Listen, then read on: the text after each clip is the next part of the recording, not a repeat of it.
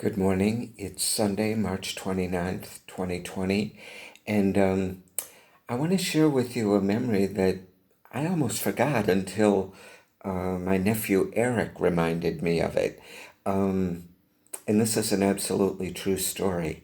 When I was living in New York City in the late 1970s, I was working or trying to find work as an actor, and sometimes I did, which was great, and a lot of times I didn't, so I had to find other work, as did all of the thousands of other struggling actors in New York at that time.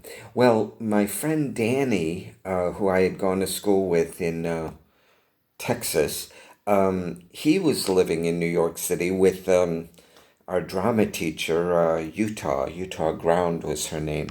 Um, and Danny had a job as a waiter at it was a high-end restaurant on the east side of New York. And he was making a shitload of money especially in tips, sometimes hundreds of dollars in a night. I mean, it was a high-class restaurant and all.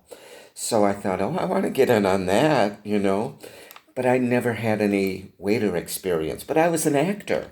And I thought, well, how hard can it be? So I, uh, I found this restaurant. It was an old German restaurant. I forget what the name of it was. I think it was on the east side of New York, east side of Manhattan. And they were advertising that they were looking for waiters and all. So I applied for the job, and I managed to get it. I bullshitted my way through the interview and all. Do you have experience? Oh, yeah. Uh huh. I had never been behind the doors of a restaurant kitchen in my life. So they gave me the menu to take home to prepare, and they said, come back tomorrow and you'll start at the luncheon shift and all.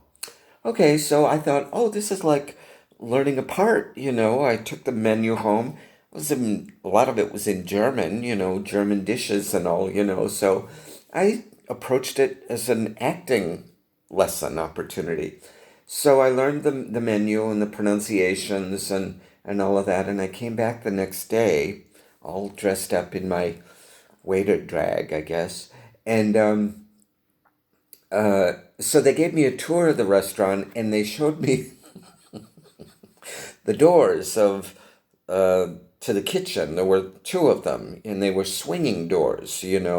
So okay, so I swung in, and they explained to me how there was the hot kitchen and the cold kitchen, where the hot meals were prepared by the chef and all, and then the cold kitchen where was the area where things like salads and other thing, cold dishes, I guess, uncooked.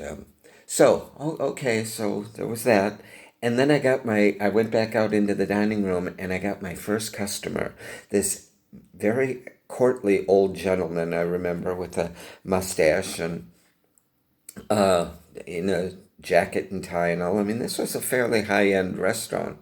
And so I had my little pad and pen and all.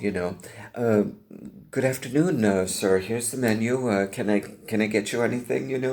And I don't know. Maybe he ordered a drink. I don't remember.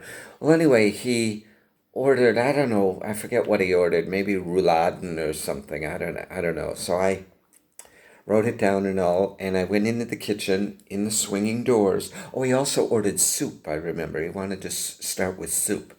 So okay, so I put that in there, and I went into the kitchen and I put the little ticket for the chef on the hot side because the soup was going to be piping hot, and it was. So I went back out into the dining room and hovering all over him, and I'm sure making him very uncomfortable and all. So I don't know if there was a ding or if I went into the kitchen and all to fetch his soup and all. Well, there it was, and I put it on this plate because the dish was hot. you know? And so I'm carrying the soup out the kitchen doors, and I didn't know that one was supposed to be coming in and the other coming out. I just went out, and as I did, I ran into this other server, and the hot soup spilled all over, and she screamed, and it was turning into a Lucy and Ethel episode by that time, you know. And the owner of the restaurant said, "Get out, get out." So that was my 45-minute career as a waiter in New York City. Be fabulous.